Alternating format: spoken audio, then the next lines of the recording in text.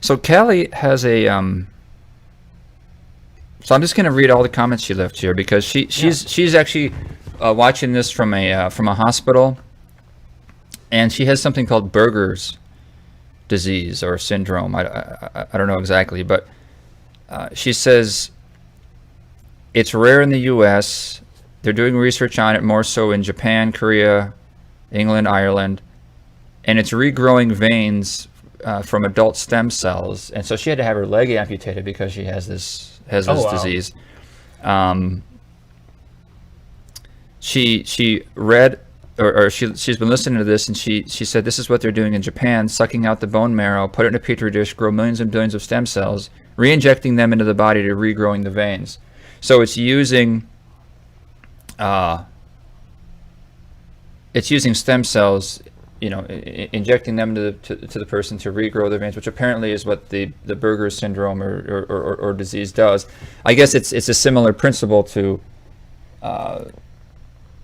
I don't know, kind of along the lines of what you're doing. Yeah, it sounds like it's reprogramming the cells. And stem cells are really interesting. A lot of my coworkers work with stem cells too, and you might remember maybe it was 20 years ago, there's a lot of political debate over whether funding for embryonic stem cell research should happen or not.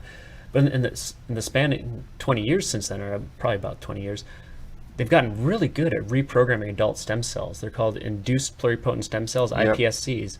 So you don't need these original embryonic ones that can turn into anything. You can take cells from take your skin cells or something, and put genetic elements in and basically turn them back into the cells, just like when you're an embryo, and they can turn into any part of your body. So are they doing this in a similar fashion, using a virus or a transposon or some kind of enzyme to reprogram these cells into stem cells, in her case to grow veins or whatever else that you need? Yeah, it's going to be something really similar. I'm not sure if they use virus or what kind of mechanism they use to do the genetic engineering, but they'll take genes for stem cells that are normally turned on for stem cells, and they'll put them in, and that causes the cells to revert back to stem cells. Yeah. Kind of go back to how they used to be before they turned into one specific type of cell. And then if you take those parts back out, then you can redirect them to turn into any new type of cell. You think of the implications of something like that.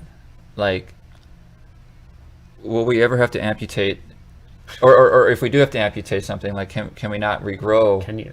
Yeah, whatever it is. Like in her case, she lost the leg. I don't know. I mean, part of the issue, even if you could regrow it, it took I don't know how old she is, but it took that many years to grow the leg in the first place. Is it going to take that long to grow the new one? Well, I don't know. They grew their ear on that mouse. Remember that? Kind of, yeah. And that didn't seem to take very long. Yeah, I think what they did is they took the cartilage from the ear, so the shape was already predefined, and it just grew cells on it, I believe. What's that? I'm sorry. The shape of the ear was already there, and the mouse just grew cells over it, I think. Oh, okay. So they had the cartilage. Yeah. I didn't know that. It's kind of a cheat, but it'd look cool. Yeah, that's like fake gold. Yeah. That's just gold leaf. Yeah. That's just cell leaf. That's not a real ear. Not that ears are that. You could put a fake ear on someone and one wouldn't know the difference anyway. It'll probably work pretty well. So maybe things like a nose, like where there is no like specific, it's just tissue. There's no like organic organ function. Then superficial kinds of things. Yeah, I mean it's mostly just skin and structure at that point. Yeah. You have the cartilage for structure and the skin to kind of protect it, but there's not a lot going on under the surface. Yeah, gosh. And now they've done face transplants, so they can do that where they can reconstruct a face basically by taking it from a cadaver and they get at the stick. Yeah, get it to stick and grow, and the more impressive part is get it to not be rejected by the host, because your immune cells I talked about, they recognize what's friendly and what's foe, and if you get something from somebody else, it's hard to get your immune system to not think it's foe. So how do they but what about organ transplants? Yeah, a lot of times you have to be on immune suppressants for the rest of your life after you get an organ transplant to prevent the graft versus host, or sometimes host versus graft. So they can fight either way depending on what organ or what's being transplanted. If you didn't suppress it, then your body might attack the heart you were given? Yeah, that can happen.